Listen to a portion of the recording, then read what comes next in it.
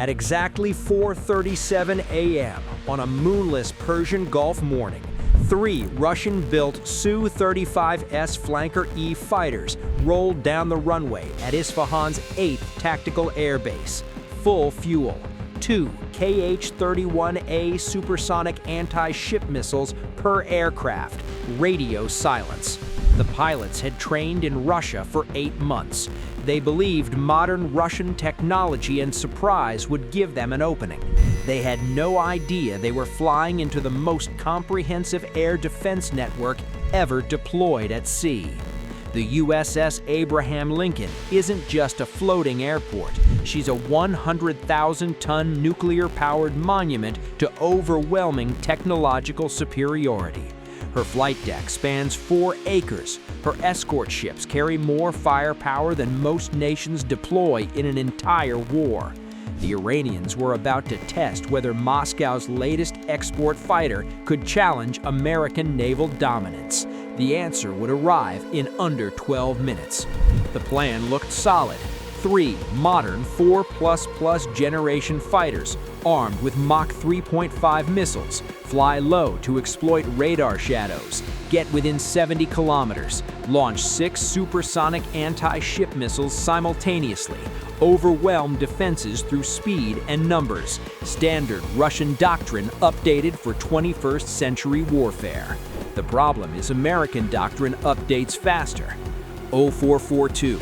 The Iranian formation leveled off at 300 feet above the Persian Gulf, throttles at 85%. The lead pilot checked his fuel. Saturn AL-41F1S turbofans burning clean, enough for the attack run and 45 minutes of combat maneuvering afterward. His wingmen held formation 250 meters to either side. They believed their Khibiny-M electronic countermeasure suites would mask their approach. They were wrong. Their takeoff had been detected before wheels left tarmac. American reconnaissance satellites track every military airfield in Iran continuously. Infrared sensors spotted 3 turbofan engine signatures spooling up at Isfahan. That data transmitted to 5th Fleet headquarters in Bahrain within seconds. Before the Su-35s reached the coastline, every ship in the strike group knew exactly what was airborne. 0451. 670 nautical miles north of the carrier, an E-2D Advanced Hawkeye turned circles at 25,000 feet. That rotating radar dome houses the ANPY-9 system. It tracks over 2,000 targets simultaneously. It defeats low observable aircraft. It detects cruise missiles skimming wave tops, and it sees 3 modern fighters flying in tight formation. The contact appeared at 190 nautical miles, 3 solid returns moving southwest at 520 knots, altitude 300 feet. The operator tagged them immediately. Hostile, fast movers. The data transmitted over Link 16 within 4 seconds. Those contacts populated on displays throughout the strike group. Everyone saw the same tactical picture instantly. Inside the Abraham Lincoln's Combat Direction Center, the tactical action officer studied the geometry. Iranian aircraft inbound from northeast. Current range 185 miles. Closure rate 850 knots combined. Time to weapons release approximately 12 minutes. He keyed his headset. Alert fighters prosecute. Destroyers stand by for missile defense. All systems weapons free. 0454. 4 A-18E Super Hornets adjusted course to intercept. Call signs Venom 1 through 4. Twin F414 turbofan engines producing 22,000 pounds thrust each. Top speed Mach 1.8. But speed doesn't win modern air combat. Sensors and missiles do. Each Super Hornet carries an APG-79 active electronically scanned array radar.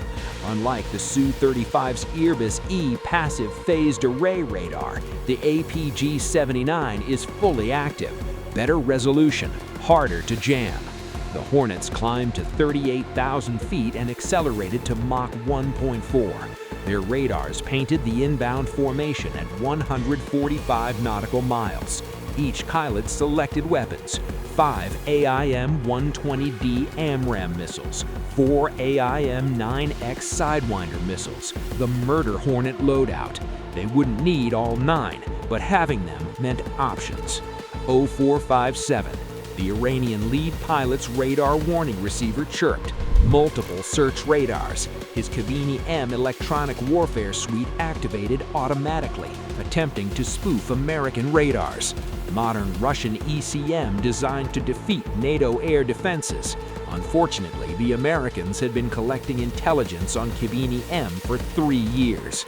They knew its frequencies. They knew its patterns. The Aegis system filtered the noise automatically. The Iranian pilot focused on his navigation display. 100 kilometers to launch point, 7 minutes. The Airbus E radar painted multiple surface contacts ahead. Large returns, carrier, escorts. His weapons officer confirmed targeting data. KH-31A missiles armed and ready. He didn't realize those search radars had transitioned to targeting mode. How does the Airbus E radar work? It's Russia's answer to American AESA technology, a passive phased array radar using a single transmitter feeding multiple phase shifters. It can detect fighters at 400 kilometers, track 15 targets, engage 6 simultaneously. Impressive on paper, but passive arrays have limitations. They're more susceptible to jamming. They generate more heat. They have slower scan rates, and critically, they emit continuously at higher power, announcing the aircraft's position to every electronic warfare receiver in the strike group. 0503. The moment arrived. The Iranian lead pilot's threat display suddenly lit up. Multiple missile launches. Bearing 240. Range 75 nautical miles. American fighters already engaging. His training kicked in. Continue the mission. Get the missiles off. He transmitted on encrypted frequency. All aircraft execute launch. All 3 Su-35s pulled up to 1,000 feet. Their Airbus E radars locked the carrier's massive return 90 kilometers ahead. Within 6 seconds, 6 KH-31A missiles dropped from wing pylons. Solid rocket boosters ignited, accelerating to Mach 1.8. Then boosters separated and ramjet engines took over. The missiles accelerated to Mach 3.5 and descended to 50 feet above water. 94-kilogram penetrating warheads, active radar seekers, designed to defeat Aegis through supersonic speed and violent terminal maneuvers. The Su-35 pilots didn't wait. They broke hard left, full afterburner, descending. Their threat display showed incoming missiles, multiple tracks, closing fast. The lead pilot activated his Khibiny-M system to full power. Chaff and flares began dispensing automatically. Venom 1 fired first. 2 AIM-120D AMRAAM missiles launched in ripple, beyond visual range engagement. The AIM-120D has 50% greater range than earlier versions, better jamming resistance, powerful seeker. The missiles accelerated to Mach 4. 6 KH-31A missiles streaking toward the carrier at Mach 3.5. 4 AIM-120D AMRAAM missiles racing towards the Su-35s at Mach 4. 2 groups of weapons closing on their targets. Only one would reach its destination. 28 seconds after launch, the first AMRAAM seeker activated.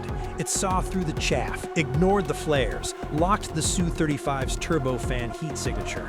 Detonation occurred 12 feet from the right engine intake. Fragmentation tore through the engine bay. The Saturn AL-41F1S exploded. The Su-35 rolled violently and entered a flat spin. The pilot ejected at 3,000 feet. He'd spend 4 hours in the water before Iranian search and rescue found him.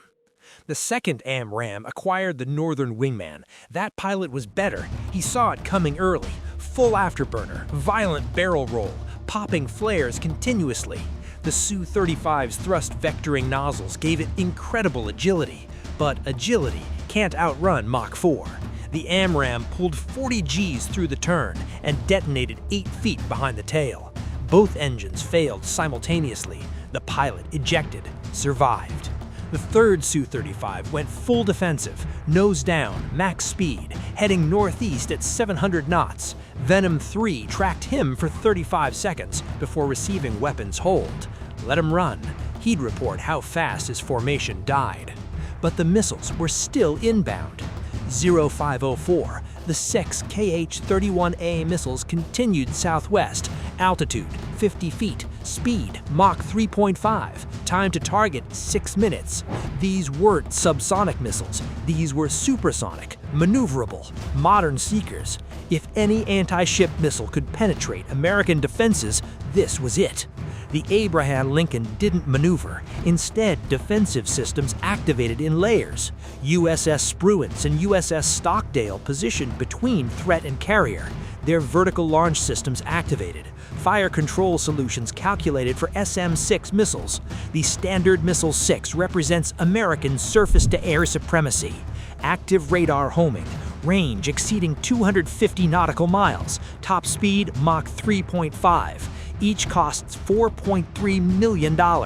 6 inbound targets traveling Mach 3.5. 12 SM-6 missiles assigned, 2 per threat. Launch. The VLS cells erupted, 12 missiles climbing. They arced to 35,000 feet, acquired targets through data link from Aegis, then dove, racing to intercept points calculated milliseconds earlier. Speed versus speed, Mach 3.5 versus Mach 3.5. Geometry determines everything. 0506, the first SM-6 intercepted at 72 nautical miles. The KH-31A's radar cross-section vanished, destroyed. 3 seconds later, 2 more intercepts, then 2 more. Within 18 seconds, 5 of 6 KH-31A missiles eliminated. $6 million worth of Russian hardware destroyed by $25.8 million of American interceptors. The math looks crazy until you remember they're protecting $13 billion of carrier and 5,000 lives. But one missile survived. The 6th KH-31A evaded the first SM-6 through violent maneuvering. 15G turn at Mach 3.5. The interceptor couldn't match it. The second SM-6 malfunctioned, guidance failure, which is why defensive doctrine emphasizes layers. 0507, range 24 nautical miles. The ESSM battery aboard USS Spruance activated. 2 missiles assigned. Both leapt from cells and accelerated to Mach 4. Time to intercept 33 seconds. The KH-31A continued terminal approach. Altitude 40 feet. Speed Mach 3.5. Its active radar seeker locked the carrier 38 seconds from impact. The first ESSM detonated 8 feet above the KH-31A at 18 nautical miles. Blast wave and fragmentation destroyed the guidance section, but momentum carried the burning wreckage forward at 2,400 miles per hour. Still deadly. The second ESSM arrived 3 seconds later, detonation directly in the missile's path. The KH-31A's warhead exploded in midair. Fireball visible for 20 miles, debris splashing into ocean 10 nautical miles from carrier, close enough to see, far enough to be harmless. 0509, threat eliminated, all systems stand down. The Abraham Lincoln never altered course. $13 billion of American power sailing through contested waters as if 6 Mach 3.5 missiles was barely worth acknowledging. The surviving Su-35 pilot landed at Isfahan 32 minutes later. Emergency fuel, hydraulics failing. He stumbled from the cockpit in shock. His debriefing lasted 8 hours. Iranian commanders listened with growing concern.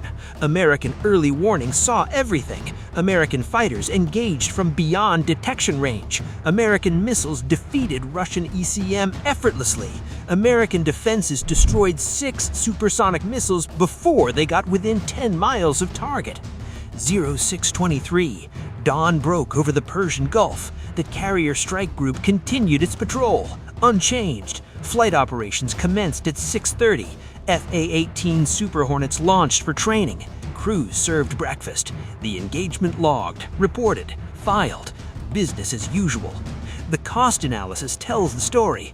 Iran expended 3 Su-35S fighters, unit cost $85 million, total $255 million. 6 Ka-31A missiles at $1.2 million each, total $262.2 million attack cost, plus 2 ejected pilots requiring recovery, plus the strategic embarrassment of Russia's most capable export fighter failing completely on its combat debut.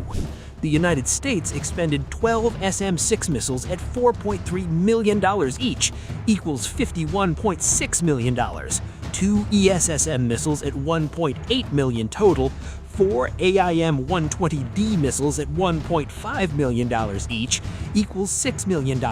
Total American cost, $59.4 million, no casualties, no damage, no disruption. But the calculation isn't financial, it's strategic. Every regional power watching learned the same lesson. Russia's most capable fourth-generation fighter couldn't survive first contact with American carrier air. Their most capable supersonic anti-ship missiles couldn't penetrate layered defenses. Modern Russian military exports proved inadequate against American networked warfare. Within 48 hours, Iranian state media claimed successful test of defensive capabilities. They mentioned nothing about 2 lost aircraft or 6 intercepted missiles. Russian defense contractors privately requested detailed debriefing data. They needed to know how their systems failed so completely. This is deterrence through demonstrated capability, not threats, not posturing, through network-centric warfare so comprehensive that near-peer technology couldn't compete. Iran deployed Russia's most capable fourth-generation fighter against a carrier strike group. The result was swift defeat at standoff ranges, followed by business as usual aboard American ships. The Persian Gulf remained calm. No escalation, no crisis. Just another data point in the calculation every regional power makes about challenging American naval presence. The answer remains consistent. Russia's most capable exports can't bridge the gap. When modern Russian fighters meet American network defenses, the outcome isn't combat. It's education in why America spends $850 billion annually on defense. If you found this breakdown valuable, subscribe and share this video. Your support brings more untold stories of modern military operations to light.